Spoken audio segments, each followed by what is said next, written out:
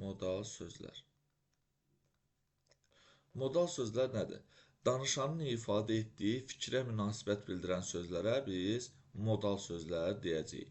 Modal sözlər quruluşsa iki cür olacaq. Sadə, buna bitişik yazılanlar aid olacaq. Məsəl üçün, əlbəttə, ümumiyyətlə və s. Bir də mürəkkəb. Ayrı yazılan nə varsa mürəkkəbdir, yadda saxlayın. Məsəl üçün, ehtimal ki, artıq bu olacaq mürəkkəb. Elə bil, bu olacaq mürəkkəb, bu formada. Sonra, keçəyim əsas məsələyə, modal sözlərin mənaca növləri. Birincisi, təsdiq və yəqinlik bildirənlər. Burada ehtiyatlı olun, bu yəqinlik bildirmək, demək, güman şübhə demək deyil. Yəqinliyi bildirmək elə təsdiq bildirməkdir. Yadınızda qalsın. Deməli, düzdür, doğrudur, düzü, doğrusu, şəksiz, şübhəsiz,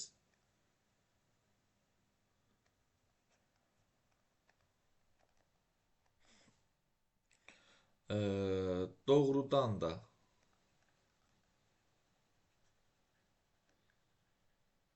həqiqətən, həqiqətən də. Qabağına də yazılan bilin ki, iki forması var bunun. Sonra əlbəttəni yazdıq, əlbəttə.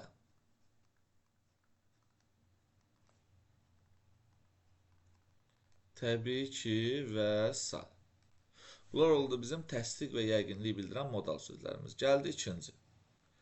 Güman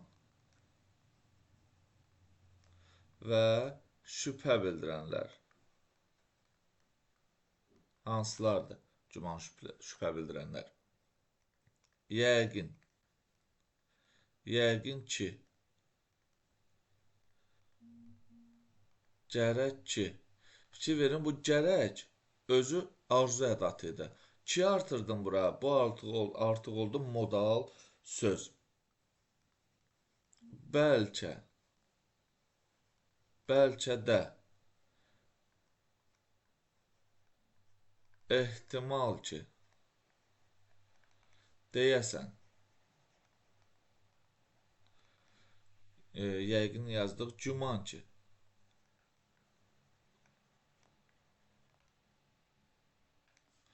Olmaya, demə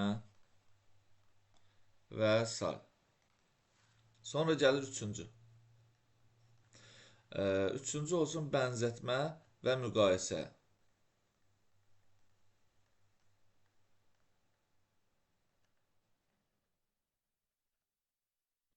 Bənzətmə və müqayisə bildirənlər. Sanki, elə bil, elə bil ki,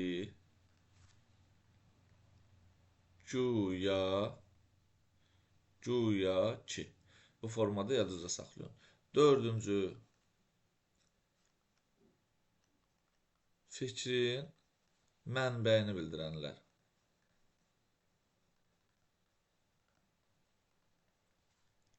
Deməli, məncə, səncə, fikrimizcə, zənnimizcə.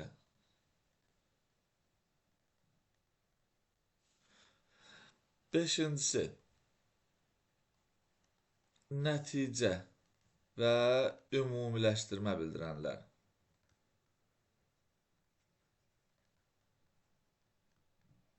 Hansılardır? Ümumiyyətlə.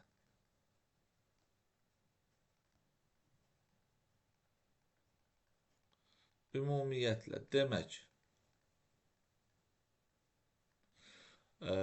Axır ki. Qısası. Xülasə. əl-qərəz, qərəz. Beləliklə, müxtəsər və say. Və altıncıda var, bu çox az hallarda görünür. Bu sıra və ardıcıllıq bildirəndir. Məsəl üçün bu formada. Birincisi, ikincisi, əvvəla və s. Bu oldu modal sözlərin mənaca növləri. Modal sözlər bəs necə ayrılır? Nəzərdə saxlayın ki, modal sözlər digər sözlərdən əsasən vergüllə ayrılacaq. Məsəl üçün, düzdür. O bunu edib. Burada düzdür olacaq təsdiq və ya yəqinlik bildirən modal söz və düzdür var burada və vergül qoyuldu. Cümlənin ortasında gələrsə hər iki tərəfdən vergül qoyulacaq. Bugün məncə yağış yağacaq. Burada məncədən əvvəl də, sonra da əgər modal söz kimi yazırıqsa, vergül qoyulacaq mütləq şəkildə. Bəs cümlənin sonunda necə olacaq? Cümlənin sonunda gələrsə özündən əvvəl vergül qoyulacaq. Sonra hər hansı bir digər deməli durğu işarəsi. Məsəl üçün, bura gələcək. Yəqin. Biz bura nöqtə də qoya bilərik. Bu formada. Deməli, baxın, burada yəqin gəldi, özündən əvvəl vergül qoyulur. Çünki bu cümlənin sonunda gəlmiş sayılır. Lakin bənzətmə və müqayisə bildirən modal söz heç bir halda vergül tələb etmir. Şahin elə bil əsəbi idi. Burada elə bil nə özündən sonra, nə də özündən əvvəl vergül tələb etməyəcək. O sanki qızmış aslana döndü.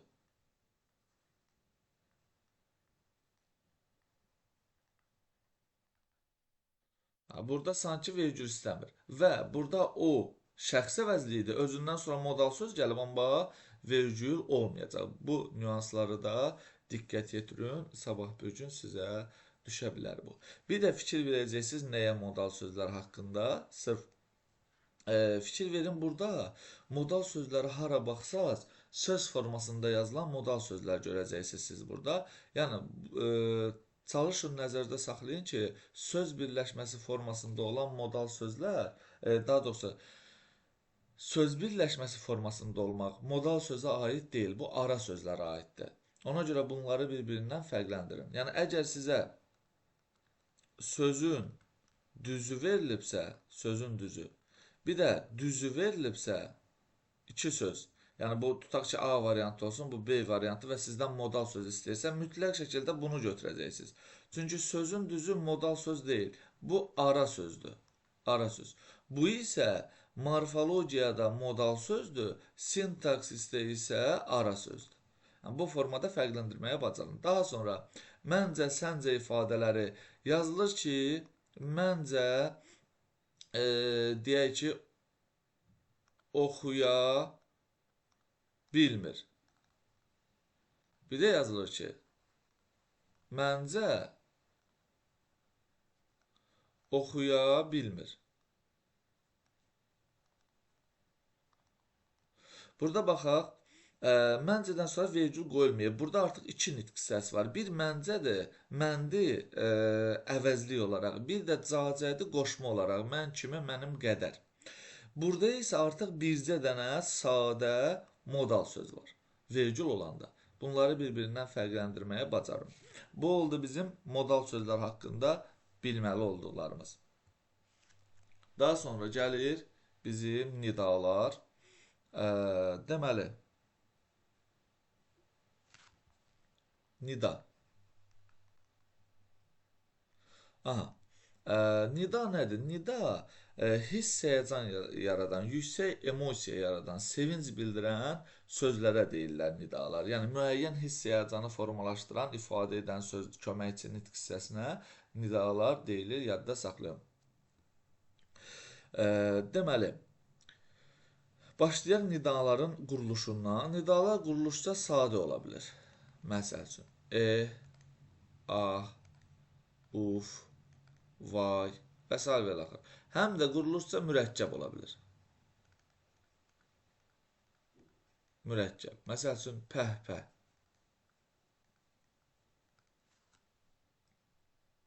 aycan, ay-haray və s.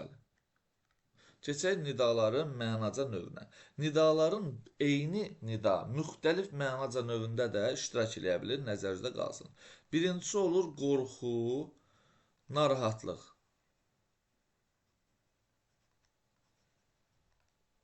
Məsəl üçün, eyvah, oh, vay, uy və s. və axır. Sonra sevinç, şadlıq bildirən nidalar, bəh-bəh, ura, sonra deyə bilərik, aycan,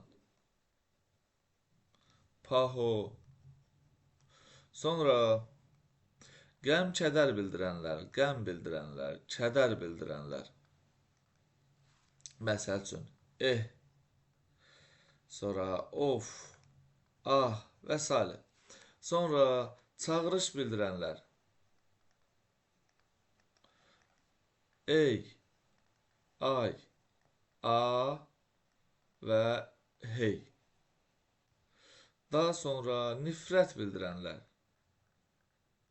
nifrət. Bir də istehza da deyə bilərik buna. Nifrət, istehza bildirən modal sözlər. Nə bilim, xax, xox, tüfu, sonra gülüş formasında, xa-xa-xa, bu formada.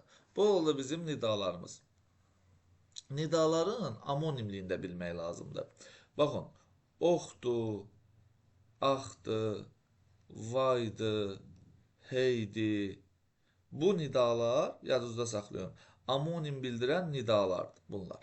Məsəl üçün, ox isim kimi, ox nida kimi. Ax, axmaq mənasında feil kimi, ax nida kimi. Vay, hüzür, pis bir şey mənasında isim kimi, vay nida kimi.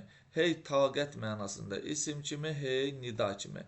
Ay, göydəki ay, yanvar, fevral ayı isim kimi və nida kimi amonim olacaq. Nidalar da modal sözlər kimi cümlədən əsasən vergül işarəsi ilə ayrılır. Məsəl üçün, deyirəm ki,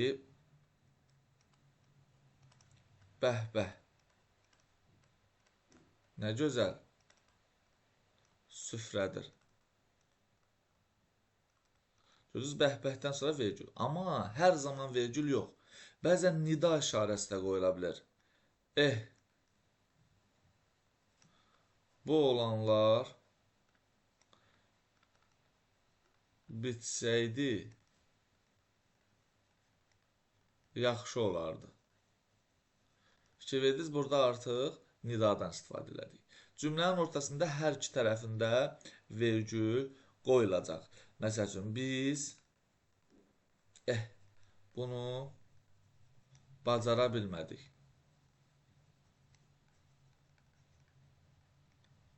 Bacara bilmədik. Cümlənin sonunda gəlsə, özündən əvvəl vergül qoyulacaq. Bunlar əbəs yerə oldu. Eyvah. Bu oldu bizim nidalarımız. Nəyə nəzərinizdə saxlayırsınız nidalardan? Nidalar, burada deməli, çağırış nidalarından bir balaca danışacağım. Uşaqlar, ay nidası ilə a nidası sözlə bərabər xitab olur. Məsəl üçün, ay müştəri, məni dinlə. Və yaxud da ki, ay yoldaş, bura girmə. Bu formada. Amma ey ilə hey bunlar artıq iki formada işlənə bilirlər. Yəni, həm ey, bura sənlik deyil. Və yaxud da ki, hey, mənə qulaq as. Fikiriniz burada müstəqil şəkildə işləndi. Həm də belə işlədə bilərəm. Ey vətəndaş, məsələn. Ey vətəndaş, yaxınlaş. Bu formada və yaxud da ki, hey qardaş, buralısan. Bu formada işlənəcək uşaqlar. Bunları da nəzərdə saxlayın. Bir də yadda saxlayın ki, nidalar sözə bitişik də yazılır. Burada A nidası çox qədim zamanlar, qədim deyək ki, bir 100 il əvvəl falan şeirlərdə falan var idi. Məsələn, Seyyida belə bir şey yazılırdı. Seyyida. Yəni bunu demək istəyirdilər ki, A Seyyid bu formada. Bunlar da oldu uşaqlar bizim nida haqqında bilməli olduqlar.